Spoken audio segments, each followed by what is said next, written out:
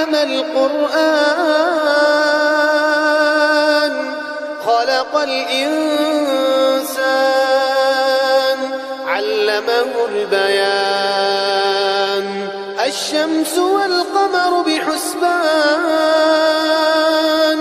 والنجم والشجر يسجدان والسماء رفعها ووضع الميزان ألا تطغوا في الميزان وأقيموا الوزن بالقسط ولا تخسروا الميزان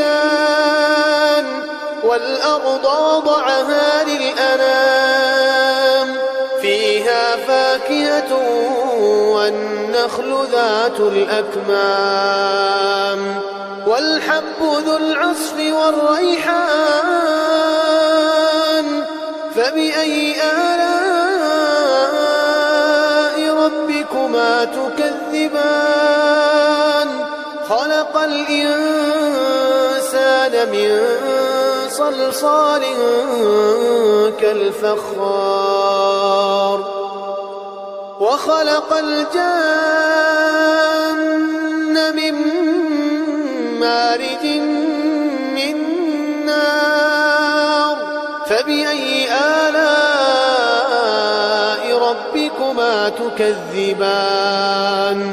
رب المشرقين ورب المغربين فبأي آلاء ربكما تكذبان مرج البحرين يلتقيان بينهما برزخ لا يبغيان فبأي آلاء ربكما تكذبان يخرج منهما اللؤلؤ والمرجان فبأي آلاء ربكما تكذبان وله الجوار المنشآت في البحر كالأعلام فبأي آلاء ربكما تكذبان كل من عليها فان ويبقى وجه ربك ذو الجلال والإكرام فبأي آلاء ربكما تكذبان يسأله من في السماوات والأرض كل يوم هو في شأن فبأي آلاء ربكما تكذبان سنفرغ لكم أيها الثقلان فبأي آلاء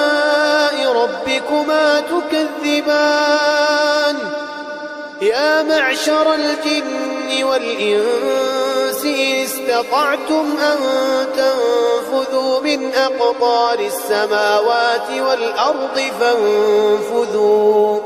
لا تنفذون إلا بسلطان فبأي آلاء ربكما تكذبان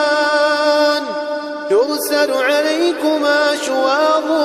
من نار ونحاس فلا تنتصران فبأي آلاء ربكما تكذبان فإذا انشقت السماء فكانت وردة كالدهان فبأي آلاء ربكما تكذبان فيومئذ لا يسأل عن ذنبه إنس ولا جان فبأي آلاء ربكما تكذبان يعرف المجرمون بسيماهم فيؤخذ بالنواصي والأقدام فبأي آلاء ربكما تكذبان هذه جهنم التي يكذب بها المجرمون يطوفون بينها وبين حميم آن فبأي آلاء ربكما تكذبان ولمن خاف مقام ربه جنتان فبأي آلاء ربكما تكذبان ذواتا أفنان فبأي آلاء ربكما تكذبان فيهما عينان تجريان فبأي آلاء ربكما تكذبان فيهما من كل فاكهة زوجان فبأي آلاء ربكما تكذبان متكئين على فرش بطائنها من استبرق وجنى الجنتين دان فبأي آلاء ربكما تكذبان فيهن قاصرات الطرف لم يطمثهن إنس قبلهم ولا جان فبأي آلاء ربكما تكذبان كأنهن الياقوت والمرجان فبأي آلاء ربكما تكذبان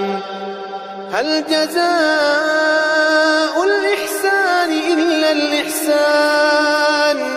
فبأي آلاء ربكما تكذبان ومن دونهما جنتان فبأي آلاء ربكما تكذبان مدهامتان فبأي آلاء ربكما تكذبان فيهما عينان نضاختان فبأي آلاء ربكما تكذبان فيهما فاكهة ونخل ورمان فبأي آلاء ربكما تكذبان فيهن خيرات حسان فبأي آلاء ربكما تكذبان حور مقصورات في الخيام فبأي آلاء ربكما تكذبان